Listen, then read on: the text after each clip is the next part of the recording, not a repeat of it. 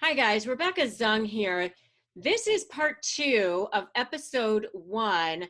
Why is it so difficult to negotiate with a narcissist? This is part of a 5-part series that I'm doing with Dr. Ramani, the foremost expert in narcissism. We've joined the legal and the psychological, power legal, power psych together to make a power team to bring you guys the best content on how to negotiate with a narcissist. So this is part 2 of episode 1.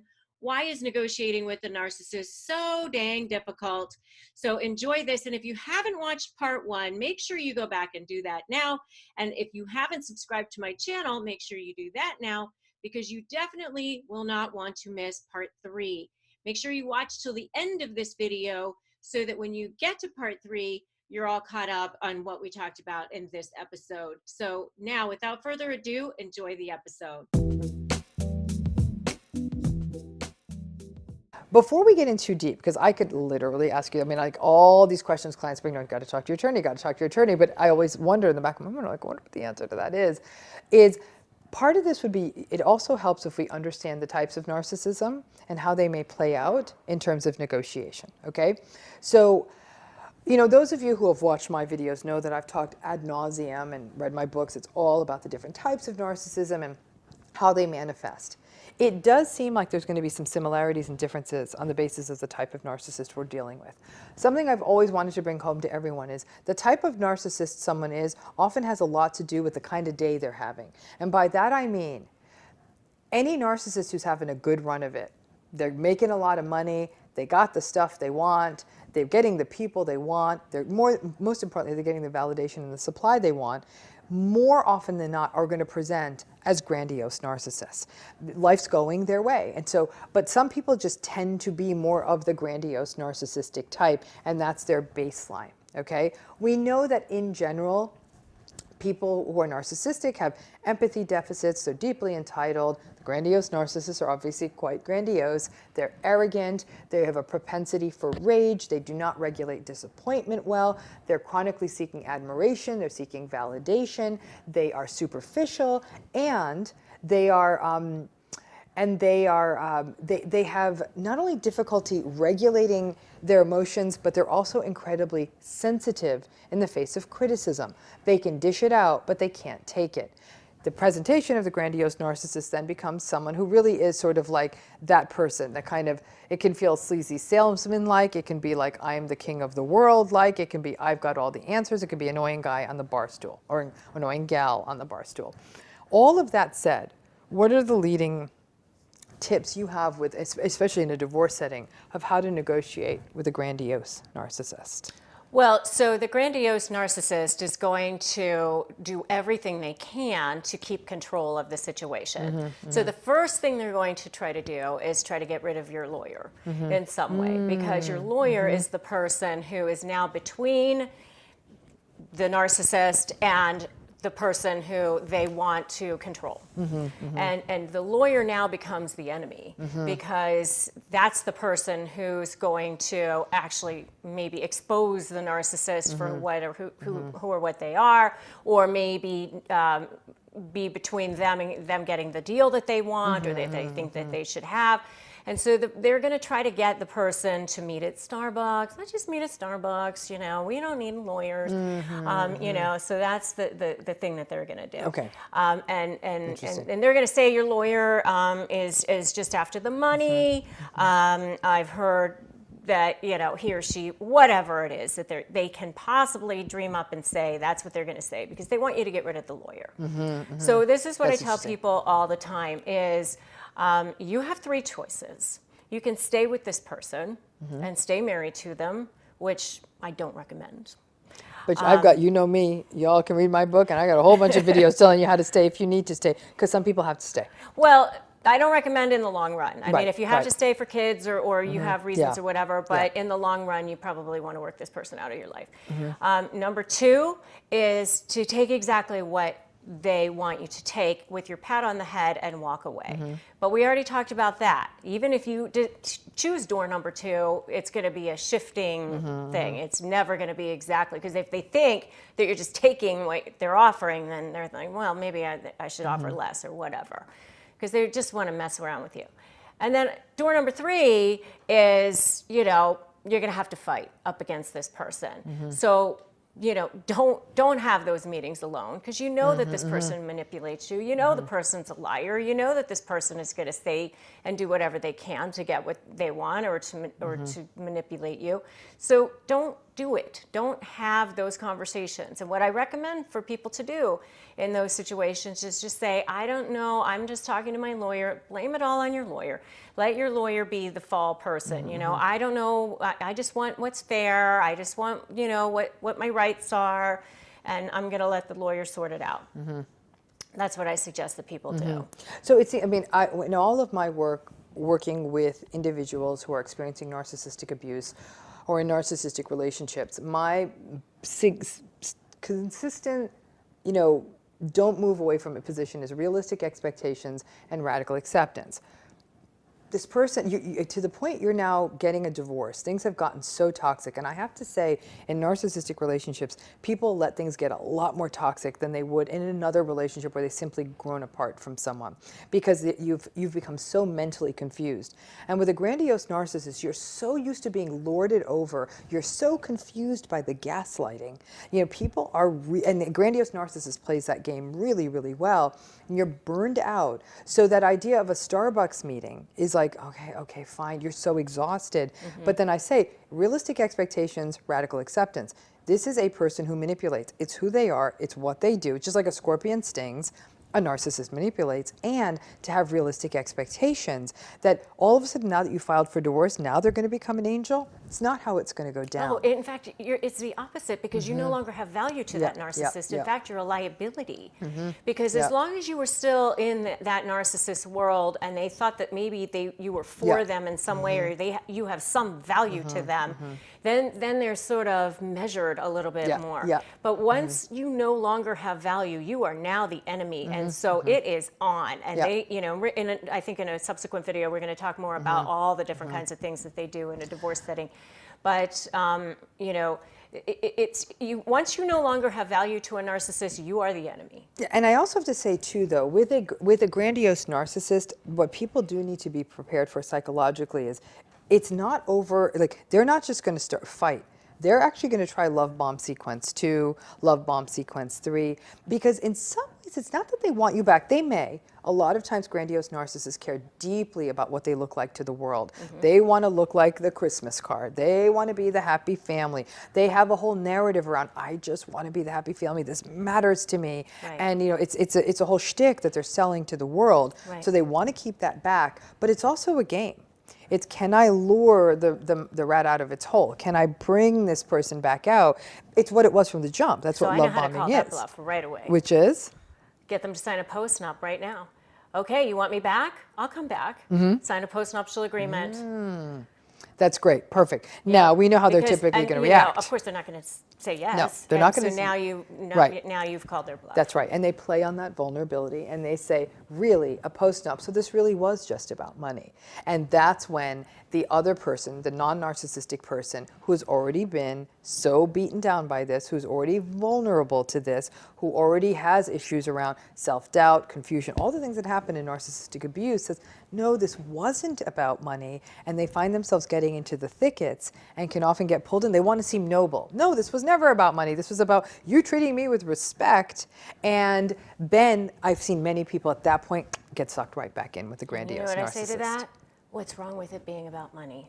If you're entitled to it. Right. And there's the difference between the lawyer and the psychologist. If you're entitled to it, if the law provides that you're entitled to it, then don't be embarrassed about asking for what the law is providing for you. But here, this is where I will take a slightly different stance as a psychologist. I think what a lot of people say is that, yes, it's about money. This is a marriage. Marriage is really a contract. Marriage really is a contract. Stop romanticizing it. It's a contract. But marriage is a contract that they are entitled to it. But I do think that people who have been in long-term relationships with grandiose narcissists, it is really about, can you please reflect on what you just did to me for the last 5, 10, 15, 20, 25, 30 years? You know what? They'd say, I'd walk away from $10 million. I have the best story for you with that. The best story. So I was representing a guy who was number 2 in the largest development company in Florida. And, you know, he was one of these narcissistic personality types who came in and, you know, any room in your retainer and whatever. And I was like, no, but, you know, if you want to go on down the road, fine. But so I didn't, but he was trying to get me to reduce my retainer. So we get to mediation, and it's like 9 o'clock at night, and we're all settled on everything, and he's agreed to pay her around $250,000 a year in alimony and he was like 55 years old. So just for easy math, you know, it's at least for the next 10 years, because when you retire at 65, you could potentially ask for a modification. But so we're talking about $2.5 million. Okay. We're getting ready to sign. Mediator comes into my office and says, or to the conference room where I was with my client, and says, I need to talk to you. I have a very unusual request, but I want to run it past you before I run it past your client. So he pulls me aside and says, the wife says that she will waive alimony, waive $2.5 million, if he apologizes to her for how he treated her during the marriage. And guess what? He didn't want to do it. And there it is. See? So I'm telling all of you, there it is. You know? So yeah. I made him. Yeah. Yeah. I'm like, yes, you will. Get over there. And so he went over there and apologized, and she waived alimony, and that was that. But that was worth more to her. Right. And she knew also that he wouldn't want to do it. Right, and so here's where it's, again, I'm going to put the psychologist hat on here, which is, there is something unsatisfying about that. He didn't want to apologize. It wasn't a real apology. And one thing we do know in the world of narcissism is a narcissist apology is, it's worthless. It's less than worthless. It's the gum on your shoe, because it's manufactured. It's somebody saying, just for $2.5 million, say sorry. That's not an apology. That's a, you know, From my perspective as his attorney, I'm like, right. All day long. Exactly. As her attorney, I'd have been like, you're not asking for that. No way. Right. And as her psychologist, I say, you just bought yourself another 10 years of healing, because that wasn't an apology.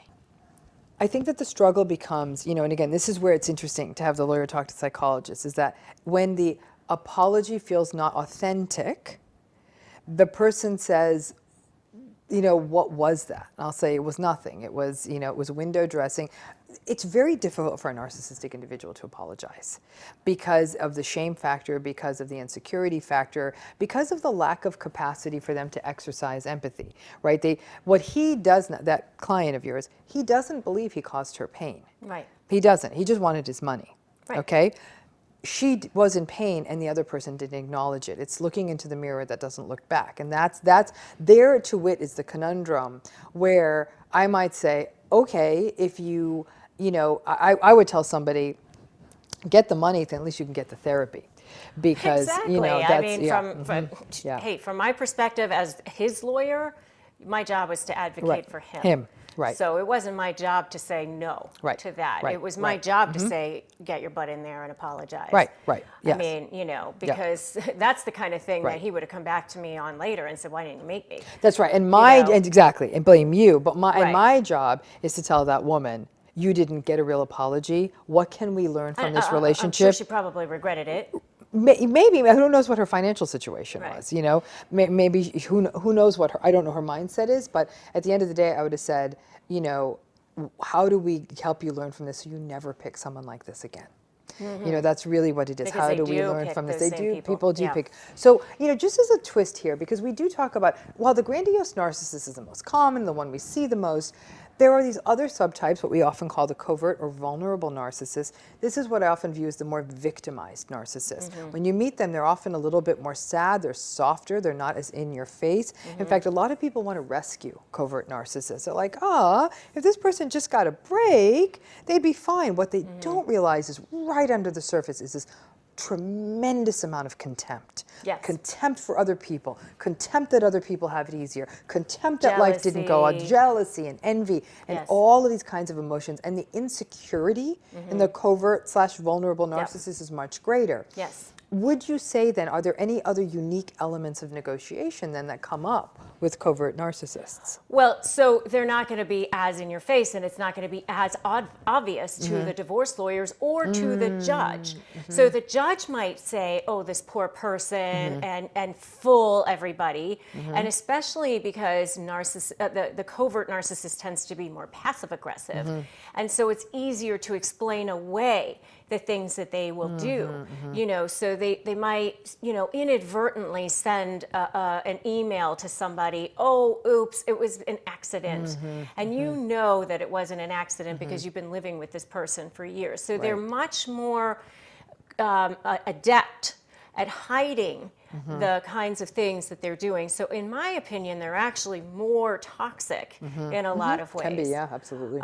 Because it's going to be harder to get the system and the people in the system to understand the personality type that you're dealing with. You know, if you're having a parental evaluation or a custody evaluation done, you know, they may fool that psychologist. Absolutely, Because they're yes, going I've to seen say, that oh, many I'm times, such a victim, and yeah. you know, this other person was so horrible to me, and I can never catch a break, and you know, I want to work, but I'm so sick all the time, and I always feel terrible, and you know, and so they're actually much more difficult in the divorce setting, and they'll still do the same kinds of things. This triangulation is a biggie with covert narcissists. Let's get the whole world on my side. Let's get everybody to see how much of a victim I am and how horrible this other person is. And they're actually very good at getting the person. Yes, they are. Getting people to believe them. And leaving the person who has been victimized by them looking like a bad guy. Right. You know, this person actually has been enduring so much when you've been in a relationship with a covert narcissist, and everyone's like, why are you being so hard on him or her? You know, what, well, come on, like cut. And there's a lot of gaslighting by other people that happens in these relationships where, especially when it's careening towards a divorce. So it's definitely a very, very toxic dynamic. Thanks for watching this part 2 of this episode on why is negotiating with a narcissist so difficult. And make sure to subscribe and hit the little notification bell so that you will be notified when I upload part 3 of this episode and the rest of the series on how to negotiate with a narcissist that I am doing with Dr. Ramani. And if you haven't already grabbed my Crush My Negotiation Prep worksheet, you definitely want to do that now. And remember that today is a great day to start negotiating your best life.